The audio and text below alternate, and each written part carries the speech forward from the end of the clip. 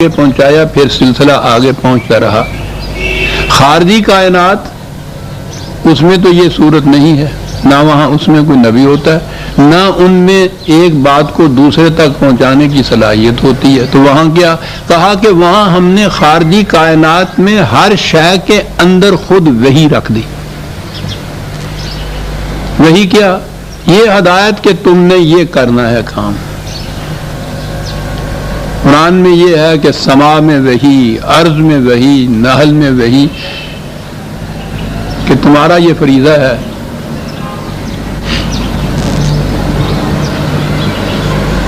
آگ میں وحی رکھ دی کہ تم نے حرارت پہنچائے جانا ہے۔ پانی کو وحی کر دی کہ نشیب کی طرف بہنا ہے اور پیاس ہو جانی ہے۔ سورج میں وحی رکھ دی کہ اس طرح سے تم نے طلوع ہونا ہے، اپنے راستے طے کرنے ہیں، غروب ہونا ہے، یوں موسموں کا تغیر ہونا ہے۔ ہواؤں میں وحی، ارض میں وحی، کائنات کی ہر شے میں وحی۔ کہا کہ اس وحی سے تم نے غور کیا ہے کہ پھر آگے فریضہ کیا عائد ہوتا ہے جس کی طرف وحی کی جاتی ہے یا جسے وحی کی ہدایت ملتی ہے؟ فریضہ یہ ہوتا ہے کہ وہ اس وحی کے مطابق اپنی زندگی بسر کرے۔ کہا کیسے پتہ چلا یہ فریضہ عائد ہوتا ہے؟ کہتا پتہ چلا۔ اور قرآن کا انداز انسانی دنیا کے حقائق بیان کرنے کے بعد فوراً خارجی کائنات کی طرف آتا ہے، کیونکہ وہ محسوس مثال سامنے ہوتی ہے نا۔ کہنے لگے یہ تو ہم نے بتایا نا کہ یہ سورج میں بھی وہی ہے، چاند میں بھی وہی ہے، ستاروں میں بھی وہی ہے، درختوں میں بھی وہی ہے، پودوں میں بھی وہی ہے۔ تو وہ وہی سے ہوتا کیا ہے ان کا؟ الشمس والقمر بحسبان والنجم والشجر یسجدان۔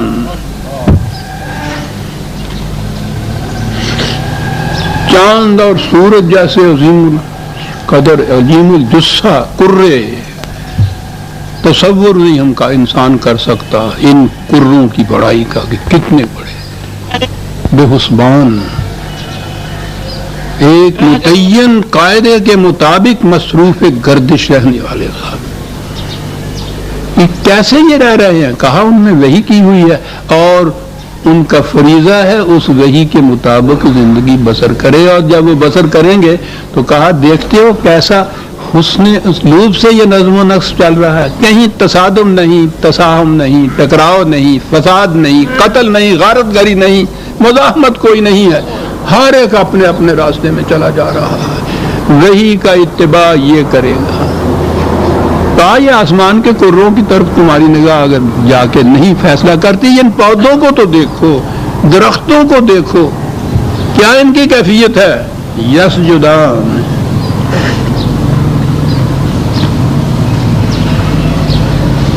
سب سجدہ ریز ہیں اس وحی کے سامنے جو ان کو دی گئی ہے۔ اب وحی کا مقصد سامنے آ گیا۔ پہلے تو طریق آ گیا اس علم کا جو نبی کو دیے گئے، پھر اگلا طریق آ گیا کہ نبی سے آگے وحی کیسے چلے گی قیامت تک، اور پھر آگے آ گیا کہ اس کا مقصد کیا ہے؟ مقصد ہے یسجدان، اس وحی کے سامنے سر عطائب خم کر دے دینا۔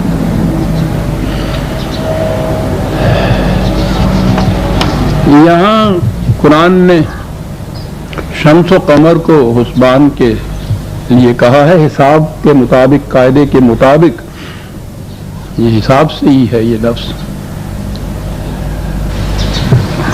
دیگر مقامات میں قرآن نے یہ کہا ہے کہ تم حساب اپنا رکھنا چاہتے ہو زندگی کا، جسے کیلنڈر آپ کہتے ہیں۔ قرآن نے کہا ہے چاند سے بھی رکھا جا سکتا ہے، سورج سے بھی رکھا جا سکتا ہے،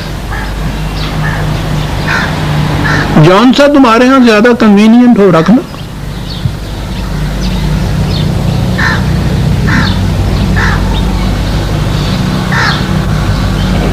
میں یہ بات نہیں کرنا چاہتا کہ یہ جو ہمارے ہاں قمری طریقہ ہے یہ کیسا ہے، اور شمسی طریقہ، یہ شمسی تو وہ کیلنڈر ہے نا جو اس کو عام طور پہ یہ کہا جاتا ہے انگریزوں کا کیلنڈر، انگریزوں کے باپ کا کیلنڈر، خدا کے سورج کا کیلنڈر ہے اردو۔ اسی کے قمر کا کیلنڈر ہے جسے آپ قمری کہتے ہیں، دونوں خدا کے کیلنڈر ہیں، لیکن نہیں، یہ جو ہے اسے جب شرعی کہہ دیا گیا تو اب اسے تبدیل نہیں کیا جا سکتا. تو پوچھو کہ خدا نے کہا ہے شمس کے مطابق بھی کیلنڈر بن سکتا جون سا کنوینئنٹ ہو بنا، نہیں جی. یہاں تو جو چیز ذرا پرانی ہو جاتی ہے وہ شرعی ہو جاتی ہے، اس میں تبدیلی نہیں کی جا سکتی. یہاں تو کچھ ایسا فساد نہیں مچا. یہ دوسری جنگ کے زمانے میں ابھی تقسیم نہیں ہوئی تھی نا ملک کی، دلی میں ہوتا تھا میں، تو اس زمانے میں آدھا گھنٹہ پیچھے کیا تھا وقت کو. اب بھی پاکستان اور انڈیا کے وقت میں آدھے گھنٹہ کا فرق ہے نا. ہم نے اور مشرقی پاکستان اور ایک کیا کہہ دیا میں، ریجے پہ ایک زخم لگتا ہے عزیزان ایمان، جب مشرقی پاکستان کو بنگلہ دیش کہنا پڑتا ہے.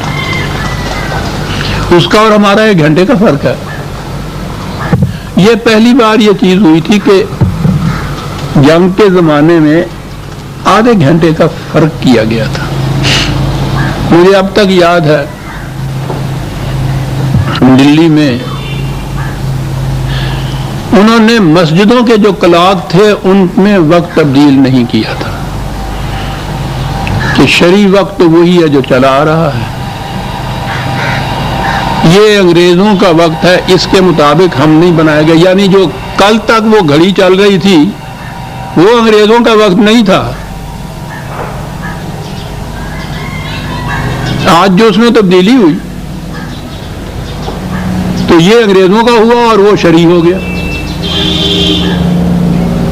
راستہ چلتے ہوئے یہ کیفیت تھی کہ کسی نے پوچھا اگر کہ میرا صاحب وقت کیا ہے، وہ گھڑی نکالی، اس نے کہا کہ جی وہ 11:30 بجے ہیں شرعی.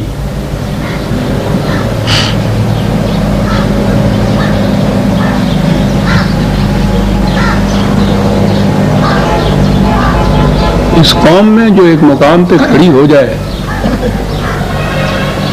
ایوولوشن میں ایک مقام کے اوپر ایک نو کھڑی ہو جاتی ہے اور آگے نہیں چل سکتی، وہ پھر وہی رہتی ہے. گائے گائے رہتی ہے، بکری بکری رہتی ہے، جامد جو ہوتی ہے وہ وہیں رہتی ہے. جہنم کے متعلق قرآن نے کہا کہ جہیم ہے، جمود ہے، اس کے اندر پروگرس نہیں ہے.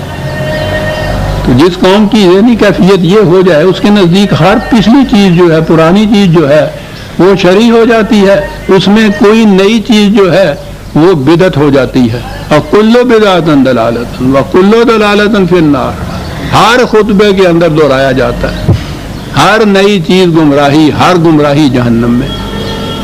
تو وہ انہوں نے کہا تھا کہ یہ جو وقت آدھا گھنٹہ ہو گیا نا یہ بدعت ہے. یعنی کل کا وقت جو تھا معاذ اللہ وہ نبی اکرم صلی اللہ علیہ وسلم کا مقرر فرمودہ تھا اور یہ آج کا انگریز کا ہے. سنتے تھے ہم، اور جب وہ کہتے تھے نا وقت بتانے کے لیے کہ صاحب شرعی وقت پوچھتے ہیں آپ یا انگریز کا وقت پوچھتے ہیں آپ، کیا بتایا جائے. قرآن کریم نے بتصریح شمس اور قمر دونوں کے متعلق کہا کہ عدد السنین والحساب. جون سا کنوینئنٹ آپ کو ہو اس کے مطابق رکھ لیجئے. شمس کو بھی خدا نے وہی یہ کی ہوئی ہے کہ وہ یوں چلتا رہے، اتنے میں وہ ایک دائرہ پورا کرے یا زمین اس کے گرد دائرہ کرے. قمر کے منازل بھی ہم نے والقمر نزلناہ منازل، قمر کے منازل بھی ہمارے ہی مقرر کیے ہوئے، اس کے مطابق ریکن کر دو، حساب رکھ لو. تو بے حسبان ہے والنجم والشجر یسجدان. کہا کہ یہ سجدہ ریز ہیں، یہ ہر شے اس وحی کے سامنے جو ان کے اندر ودیت کی. انسانوں کی زندگی میں وہی جو ہے اب اس طریق سے آ رہی ہے تمہارے پاس قرآن کی طرف سے.